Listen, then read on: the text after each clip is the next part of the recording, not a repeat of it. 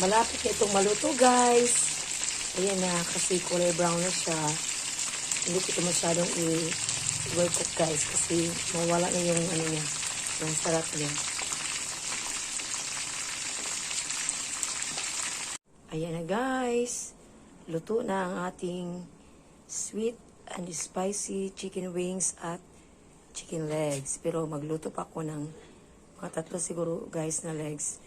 Kasi gusto ng mga anak ko, yung tigdalawa sila. Yan. Ayan na, guys. Luto na ang aking sweet and spicy chicken wings at chicken legs.